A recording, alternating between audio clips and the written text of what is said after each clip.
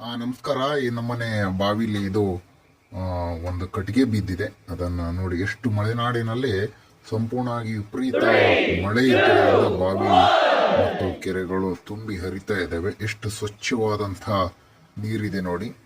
ನಮಸ್ಕಾರ ಎಲ್ಲರಿಗೂ. ಮತ್ತೊಮ್ಮೆ ಲಕ್ಷ್ಮೀ ವೆಂಕಟೇಶ್ ಹನಿ ಫಾರ್ಮ್ಗೆ ಸ್ವಾಗತ. ಯಾರು ನಮ್ಮ ಚಾನಲ್ಗೆ ಸಬ್ಸ್ಕ್ರೈಬ್ ಆಗಿಲ್ಲ, ಸಬ್ಸ್ಕ್ರೈಬ್ ಆಗಿರಿ. ಜೇನಿಗೆ ಸಂಬಂಧಪಟ್ಟಂತ ಸಂಪೂರ್ಣ ವಿಡಿಯೋಗಳು ಮತ್ತೆ ಕ್ರಿಯಾತ್ಮಕ ವಿಡಿಯೋಗಳನ್ನ ನಾವು ನೀಡ್ತಾ ಇರ್ತೇವೆ. ಏನಾದರೂ ನಿಮಗೆ ಡೌಟ್ಸ್ ಅಥವಾ ಏನಾದ್ರು ಅನಿಸಿಕೆ ಇದ್ರೆ ಕಮೆಂಟ್ ಸೆಕ್ಷನ್ ಅಲ್ಲಿ ತಿಳಿಸ್ಬೋದು.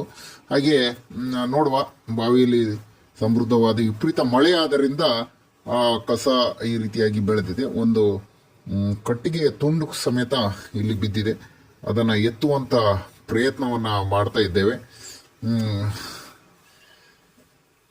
ನಮ್ಮ ಬಾವುಜಿಯವರು ಚಿಕ್ಕ ಮಕ್ಕಳ ಒಂದು ಆಟವನ್ನು ಆಡ್ತಾ ಇದ್ದಾರೆ. ಅದನ್ನು ಎತ್ತುವಂತ ಪ್ರಯತ್ನ ತುಂಬಿ ಹರಿತಿದೆ. ಸುಮಾರು 40ರಿಂದ 45 ಅಡಿಯ ಒಂದು ಬಾವಿಯಲ್ಲಿ 43 ರಿಂಗ್ಗಳಿದಾವೆ. ಅದರಲ್ಲಿ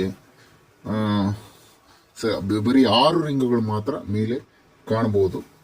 ನೋಡುವ, ಸ್ವಚ್ಛಂದವಾಗಿರುವಂಥ ಕಟ್ಟಿಗೆಯನ್ನ ಎತ್ತುವಂತ ಒಂದು ಪ್ರಯತ್ನ ಸಕ್ಸಸ್ ಆಗ್ತದಂತ ನೋಡುವ ಸತತ ಪ್ರಯತ್ನವನ್ನು ಮಾಡ್ತಾ ಇದ್ದೇವೆ.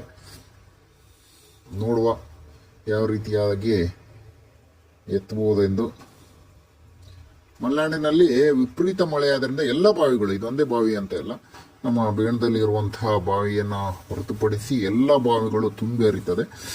ಈಗ ಒಂದು ಸ್ವಲ್ಪ ಮಳೆ ಕಡಿಮೆ ಆಗಿದೆ. ಇದು ಆಗಸ್ಟ್ ತಿಂಗಳಿಂದ ಜೂನ್ ಜುಲೈ ಇಲ್ಲಿ ವಿಪರೀತ ಮಳೆ ಇದರಿಂದ ಅದು ತುಂಬಿ ಹರಿಯುವಂತ ಚಾನ್ಸಸ್ಗಳು ಇರ್ತದೆ. ಅದು ಪೈಪ್ ಮೂಲಕ ನಾವು ಬಿಡ್ತೇವೆ. ನೋಡುವ, ಎತ್ತುವಂತ ಪ್ರಯತ್ನ ಮಾಡ್ತಾ ಇದ್ದಾರೆ. ಬರ್ತದ ಹೇಗೆ ಅಂತ ಹೇಳಿ ಸತತ ಪ್ರಯತ್ನ ಶಶಾಂಕ್ ಅವರಿಂದ. ನೋಡುವ ಯಾವ ರೀತಿಯಾಗಿ. ಹಾಗೆ ಜೇನು ಕೃಷಿಯಲ್ಲಿ ಮುಖ್ಯವಾಗಿ ಮಳೆಗಾಲದಲ್ಲಿ ಅವುಗಳನ್ನ ಪ್ರತಿ 15 ದಿನಕ್ಕೊಮ್ಮೆ ಅವುಗಳನ್ನ ನೋಡ್ತಾ ಇರಬೇಕು. 15 ದಿನಕ್ಕೆ ನೋಡ್ತಾ ಇದ್ರೆ ಅವು ಯಾವುದಾದರೂ ಪ್ರಾಣಿಗಳು ಅಥವಾ ಹುಳಗಳ ಡಿಸ್ಟರ್ಬೆನ್ಸ್ ಇದೆಯೋ ಅಂತ ಹೇಳಿ ನೋಡ್ಬೇಕಾಗ್ತದೆ. ಆದ್ದರಿಂದ ಲಕ್ಷ್ಮೀ ವೆಂಕಟೇಶ್ವರ್ ಹನಿ ಫಾರ್ಮ್ ನಲ್ಲಿ ಇರುವಂತಹ ಬಾಕ್ಸ್ಗಳ 15 ದಿನಗಳಿಗೊಮ್ಮೆ ಅವುಗಳನ್ನ ಚೆಕ್ ಮಾಡ್ತಾ ಇದ್ದೇವೆ. ಯಾವ ರೀತಿಯಾಗಿ ಅವು ಕೆಲಸವನ್ನು ಮಾಡ್ತಾ ಇದ್ದಾವೆ. ಮತ್ತೆ ಸೂಪರ್ ಮತ್ತೆ ತಾಯಿ ಗೂಡಿನಲ್ಲಿ ಅವು ಆಲ್ರೆಡಿ ತುಪ್ಪ ಇರ್ತದೆ. ಆ ತುಪ್ಪವನ್ನು ಸಂಪೂರ್ಣವಾಗಿ ಅವು ಕುಡಿದಿರ್ತವೆ ರಾಣಿಯ ಒಂದು ಆದೇಶದ ಮೇರೆಗೆ. ಆದ್ದರಿಂದ ಅವುಗಳನ್ನ ಪ್ರೊಟೆಕ್ಟ್ ಮಾಡಬೇಕು. 15 ದಿನಕ್ಕೆ ಕಂಪಲ್ಸರಿ ಅಡಿಮಣೆಯನ್ನ ಸಿಗಬೇಕು. ಈ ಪ್ರಕೃತಿಯಲ್ಲಿ ಯಾವುದೇ ರೀತಿಯಾದಂತಹ ಹೂಗಳು